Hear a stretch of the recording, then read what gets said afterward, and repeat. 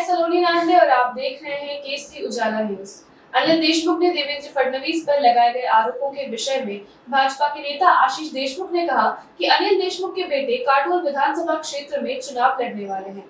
चूंकि अनिल देशमुख के लिए नया निर्वाचन क्षेत्र खोजने का समय आ गया है, इसलिए वे बिना किसी तथ्य के देवेंद्र फडणवीस के खिलाफ मीडिया में लोकप्रियता हासिल करने की बेताब कोशिश कर रहे हैं।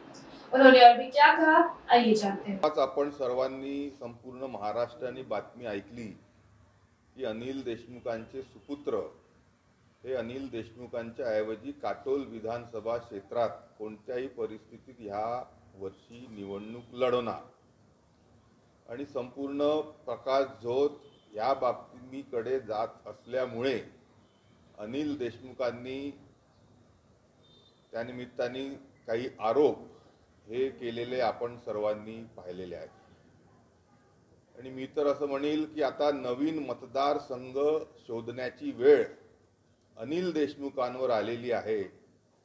म्हणून ते देवेंद्र फडणवीस यांच्या दक्षिण पश्चिम मतदारसंघावर डोळा ठेवून खोटे आरोप देवेंद्र फडणवीसांवर करत आहेत आणि म्हणून या आरोपांमध्ये काहीही तथ्य त्या निमित्ताने नक्कीच नाही आहे। मागील 1.5 वर्षापासून ते शांत बसले आणि आता निवडणुकीच्या तोंडावर स्वतःकडे मतदारसंघ उरलेला नसल्यामुळे ज्यांच्या विरोधात लढायचं आहे त्यांच्या विरोधात खोटे नाटे आरोप करून काही थोडी मीडियाची स्पेस घेण्याचा प्रयत्न, केविलवाणा प्रयत्न अनिल देशमुखांनी त्या निमित्ताने केला आहे आणि त्या आरोपांमध्ये काहीही नक्कीच तथ्य नाही आहे।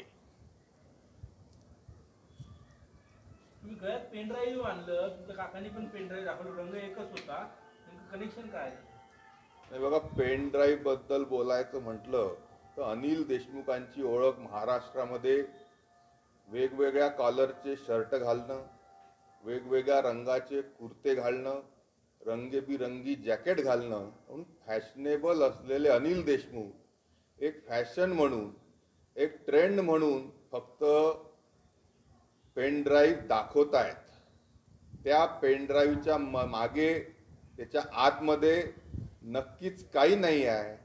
अनिल देशमुखांमध्ये किंवा त्यांच्या पेन ड्राईव्हमध्ये सबस्टन्स नक्कीच नाही आहे।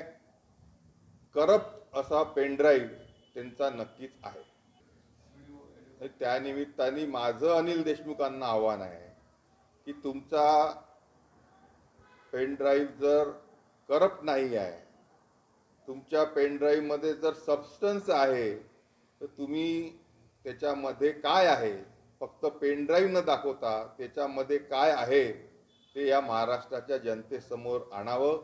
अन्यथा तुम्ही एक फॅशनेबल नेते म्हणून परत एकदा पेन ड्राईव्ह दाखवून स्वतःचा फॅशनाचा ट्रेंड किती चांगला आहे हेच दाखवण्याचे तुम्ही प्रयत्न करता।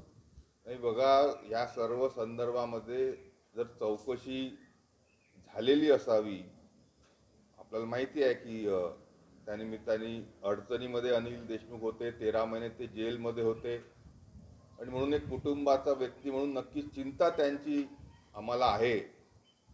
पण काका, काच के घर में रहने वाले दूसरों के घर पे पत्थर नहीं मारा करते। तुम्ही ह्या संदर्भामध्ये तेव्हा ईडीला, तेव्हा सीबीआयला, तेव्हा तो जो आयोग राज्य सरकारने बसवला होता तुम्ही त्याच्यासमोर गेले, त्यांच्या समोर ह्या गोष्टी का नाही आणल्या?